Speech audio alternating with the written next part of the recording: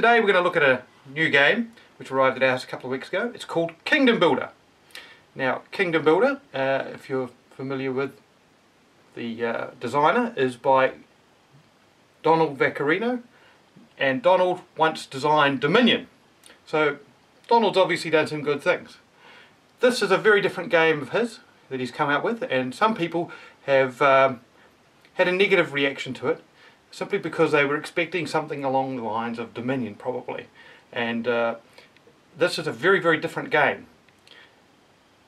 However, I think it's a deserving winner of its recent Spiel des Jahres win, simply because it's a game which is very easy to get into and learn to play.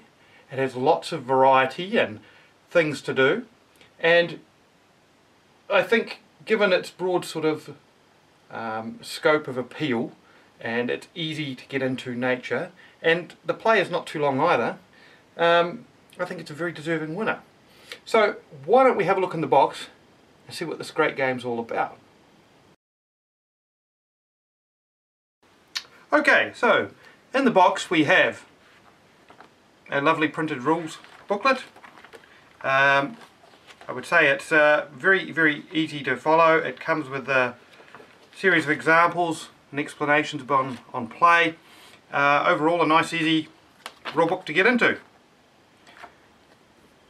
It also has a handy sort of reference sheet for some of the special functions in the game printed on the back, so again very useful. We have the heart of the game are these 8 boards, player boards, and they have two sides to them.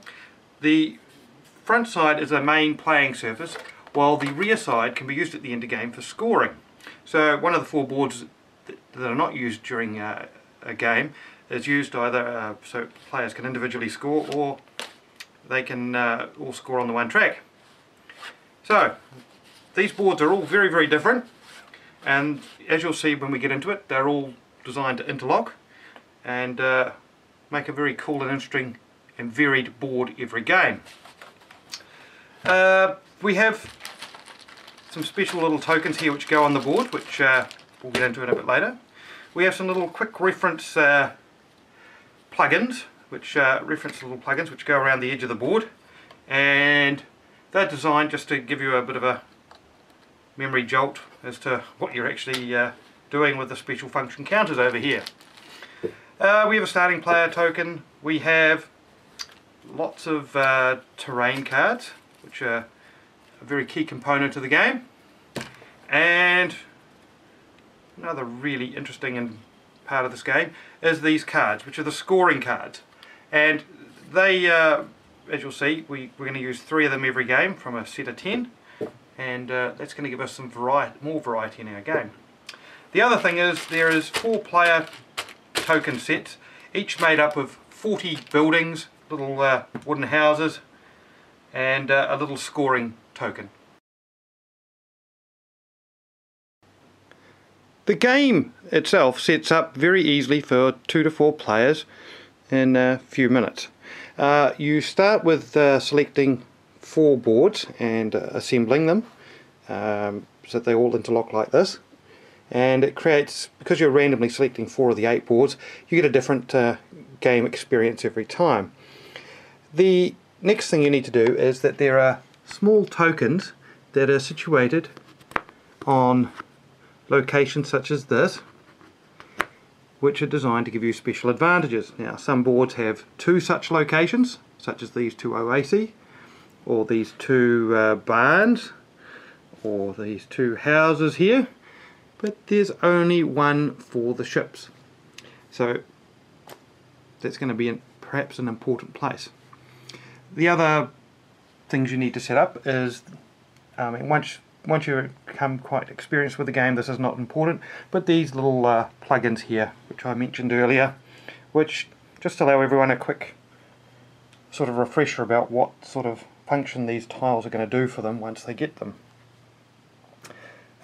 Each player needs their set of houses, and they get one of these kingdom cards here, which is a shuffle deck, and each player always has one in their hand, which they can look at prior to their turn. And as you can see, Blue's got one here. Now the last thing that's important, and it changes the game experience every time as well, is the scoring cards. Now we've got 10 scoring cards available, and in any one game we use 3 of them. The combination of the 3 will change how you want to score points, how you want to place your people, that sort of thing. So these ones here are fairly straightforward and simple. Citizens says build the largest area of settlements and score lots of points for lots of points for doing so. This one here, Knights, is building lines across the board, and you can get lots of points for that. And this one here is for connecting locations and cities together, and that's a pretty cool thing to do as well. But there are the 7 others, and as I say, each one in combination will make things a very interesting game. The last thing is you need to give one of the players the starting player token. Okay, our board is set up and here we go to play.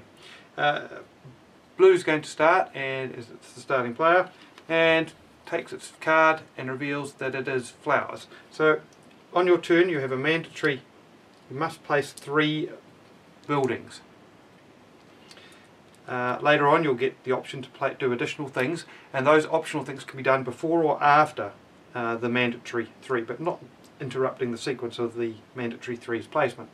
So in this case, blue has flowers, and for the sake of this, I think we'll take blue takes a placement here, and because it has placed a building house adjacent to one of these tokens, it collects the token, and that can be used on subsequent turns again and again.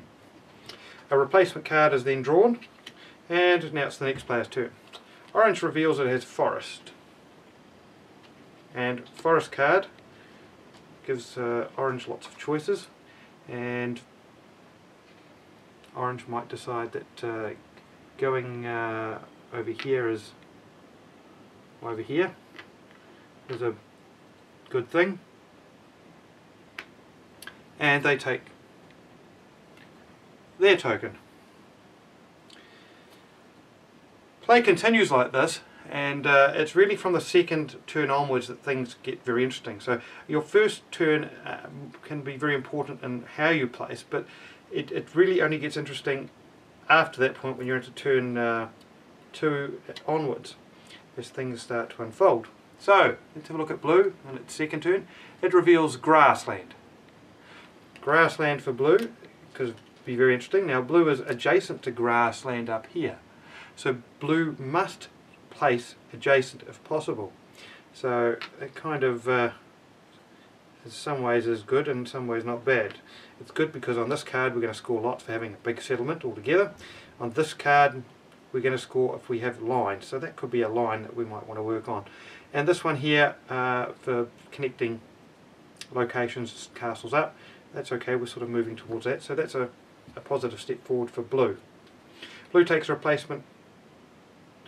Before blue takes a replacement card, blue might decide it wants to play its special token, the desert. Now the oasis, sorry.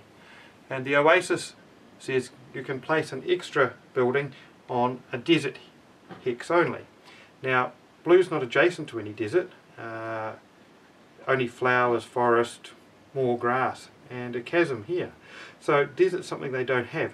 So perhaps they could place over here and on this desert, and they secure the ship. Very clever little play. Blue gets a replacement card, and now it's orange's turn. Orange reveals it has forest, so this could get interesting. Orange has the tavern token here, which gives them an interesting move option for placing an extra building. So for that option, orange could take it second perhaps, maybe even first. So let's see, orange could 1, 2, 3, And its interesting move option was to place, have 3 in a line and place at the end of 3 in a line. So perhaps we'll go that way. When you use these tokens, they're normally turned over, especially once you've got a couple of them, to show that you've used them in the sequence of that turn, and then they can be returned to their right side up at the end of your turn. Orange takes a replacement card. Next turn, blue takes a grasslands card, and it plays out again in an interesting way. Blue is adjacent to this grassland up here, but also this grassland over here. So this gives blue some interesting choices.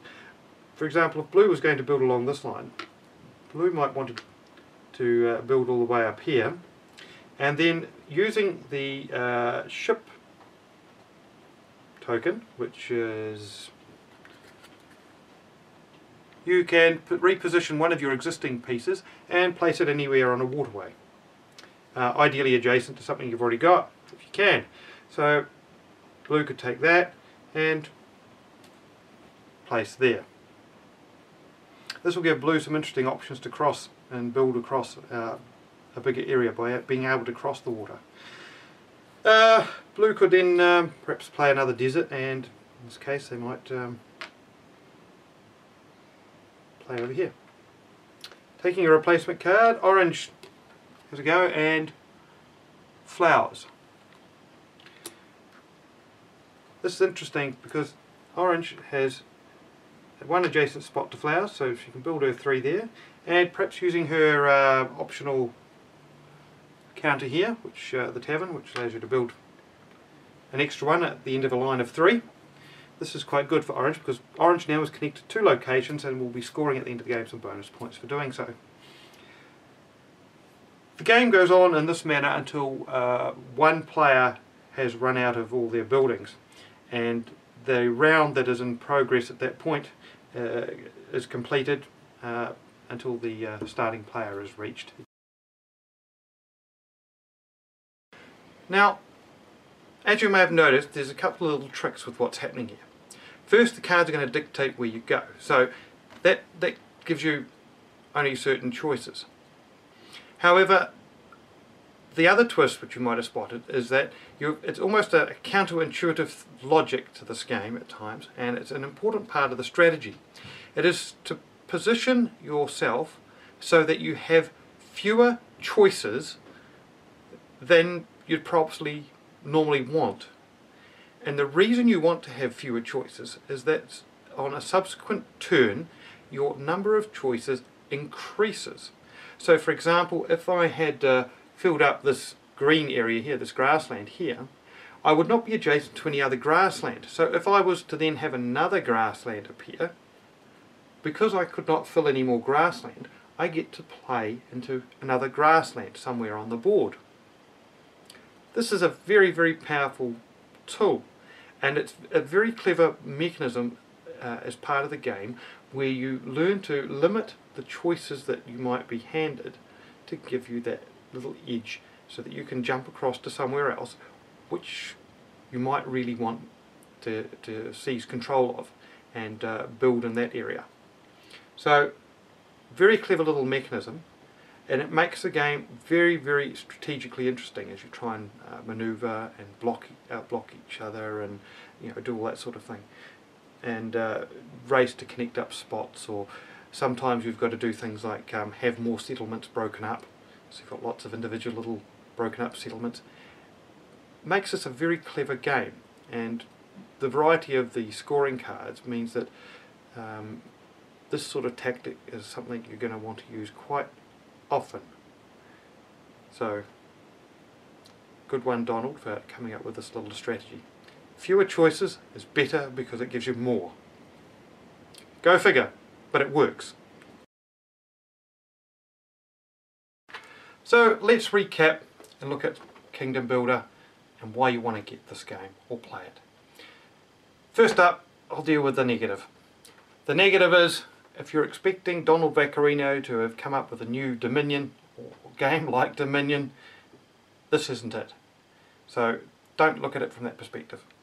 The plus side is he's come up with a great light Euro game with enough strategy in it that means that experienced gamers can have a lot of fun.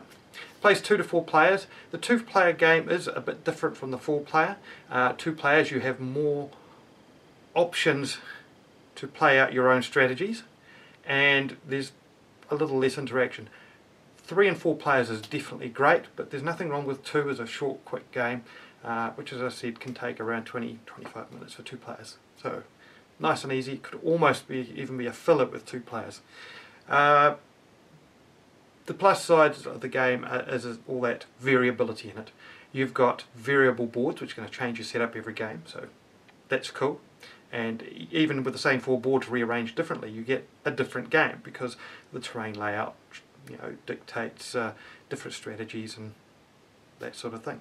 The little idea of the scoring cards varying, very cool too. That's not revolutionary, but it does give you, again, another very high degree of replayability, because every game the combination of cards is going to change and the strategy will change with it. Brilliant. So the simple nature of the play is great, and I like the random element of the cards dictating the terrain, and so you get a little bit of a curveball throwing at you often, and that means you're going to adjust or change your strategy as those curveballs come in you. So you've got to be on your toes every turn, thinking about how you're going to keep scoring and how you're going to deal with these curveballs which keep coming at you. So thumbs up from us. This is a great game. I think as a light Euro, as an intro game, this is very suitable for experienced gamers. Particularly if you've got 3 or 4 of you, this is quite a competitive little game, and there's lots going on, and it'll give you plenty to play with.